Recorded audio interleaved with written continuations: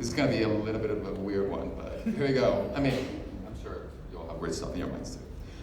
So what's on your mind? I'm Vicente Jorge. I'm a Leo Ascendant Libra. I'm an ACD art, and this is what's on my mind. The Capricorn climax. Does anybody know what the Capricorn climax is, or what kind of topic it is, or who's talking about it? So the Capricorn climax is this. This is an astral chart, right? This is for the lunar eclipse on January 2020. And if you can see, everybody is getting on Capricorn. I know, stay with me for a second. So, astrologists all over are freaking out, and they are talking about this big moment of breakdown of structures and new structures. This is a little snippet. From the end of 2019 up to the start of the year 2021, expect big events that will leave historians of the future in a quandary about how it all came about. So, in any case, if you can be, astrology agnostic like I am. When it's good for me, I believe, and when it's not, I don't. But there is something to be said to our own, because it's supposed to be scary. And I'll explain it now. But there's something to be said about our own cycles, right? And our own patterns, and our own shared human experience. We all go through similar things. So just keep that in mind. So what's happening here? What's the big deal of this climax? Saturn. The planet of discipline, human limitations, deben ser. It basically means what you should be, like conditioning, I guess, what our parents taught us.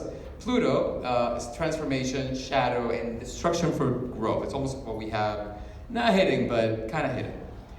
So Pluto is going to meet with Saturn and Capricorn, which is structures. So technically, this doesn't happen very often. In fact, I have some examples here that I'll walk you through, but if we have structures, we have transformation, and we have human limitations, it's all about breaking down main structure and core values to create new ones.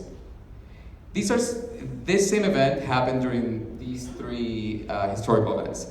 The World War I, World War II, the Cold War, and whatnot. You can believe in it or not, it's a nice little piece of, maybe. And there's a ton of them, Google it. Because I'm going crazy with the whole astrology thing. So, cultural opportunity with all of this. We're getting to, everybody feels here that we're getting to a climax at this point, right? We've been disappointed by new technology, careless use of technology. The politics are everybody's going crazy. Division seems to have heightened. People are taking sides more and more often. And we're just sick of finding out that people greed and careless, lack of care for how we experience technology has caused us emotional harm. In any case, careless application of technology has driven us to a breaking point. Careless implementation of technology has taken a toll on mental health and our relationships.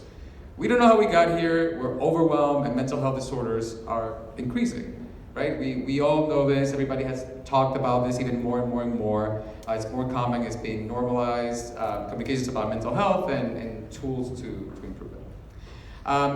The behavior insight, we want to heal. We want to understand ourselves a little bit better so that we can understand how we got to this point with social media and with toxic relationships and a bunch of crazy stuff. We're having to reparent ourselves now, apparently. So what was happening? We were supposed to be fine. So more than ever, we're looking for everything that could affect that well-being. The problem is that facing those demons can be scary, and we don't want to be serious all the time. Right? We don't want to be talking about very serious stuff on something that actually affects us daily. Everybody has moods daily or throughout the day at different times. It takes core changes to really improve. And we are craving that, authentic, relatable, threatening ways of dealing with mental health. And this is where Mi Astral comes along, which is, now let's have a moment of levity. She is a Venezuelan astrologist who lives in Miami. She used to be a lawyer. She's 36 years old. And she is a Latin American astrology phenomenon at this point. In 2017, Vice had made an article about her.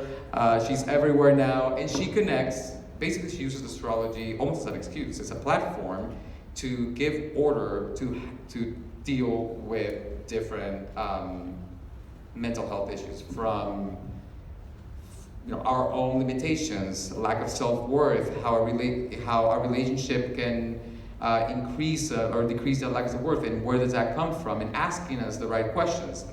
She uses our interest in an entertaining way, right, of different things that we all go through to hopefully reach more and more people. So for instance, Monday, that one is for today. Wednesday, Mercury retrograde is coming along. So, Mia, this is what I want to show you. So this is one of the posts an example of a post that she does. This is a conversation between the Sun and Mercury. Hey, are you ready for a date? Yeah, let's hang out today. But wait, all right, when we get together, I can see very clearly. Well, and it goes on and on. But this is how she communicates. She tells stories about her friends, about past ex-boyfriends, and it's silly, and it's very, it's very over the top, and it's funny, but it really touches on important points. She's talking here about finding clarity through your emotions, about being able to identify your emotions so that you can separate yourself from them and deal with them. And you don't even realize, because she's just, her horoscope, for instance, and this is an important point, it's not about prediction, it's about available energy, so possibility.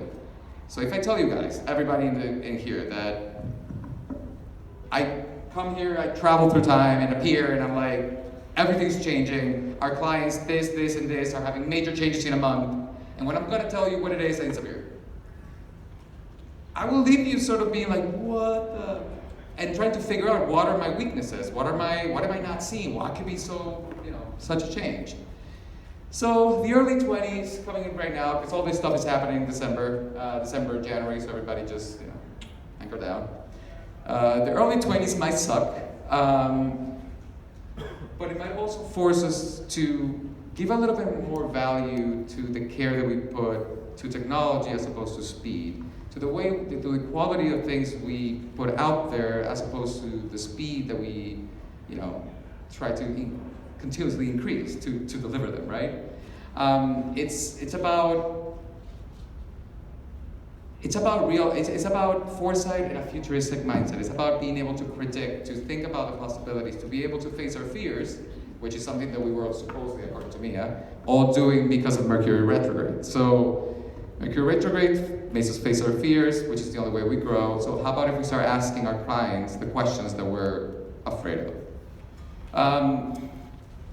Maybe foresight could help our industry earn back the time and health it needs to make space for better, more ethical and sustainable business models. Right? We need almost know much more in advance as opposed to be constantly reacting. The creative futurist starts to have a ring to it, start predicting the future and how that will eventually become a currency, right? It'll become our currency. Whoever we're able to track behavioral and cultural patterns the best, will be able to stay ahead of the curve.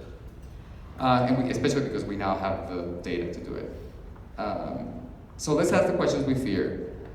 We've seen a rise in the trend of function and simplicity, minimalism, and trying to simplify and automate our decisions because focus is out of whack and we don't know what to do about it. Hey, have you ever gotten your hands stuck in a Pringles can? I mean, that could be funny, or it could also be stressful. But function and simplicity. There might be fun ideas to do. There was a spicy food trend when Trent and I were at Tom's. Sorry, I'm creative at Tom's. But at some point, being a trend that'll change. Can Red Hot offer a neutralizing sauce? What if heartburn is not a thing anymore because there's a rise in gut-brain research, so you can easily check which foods are good for you without getting heartburn.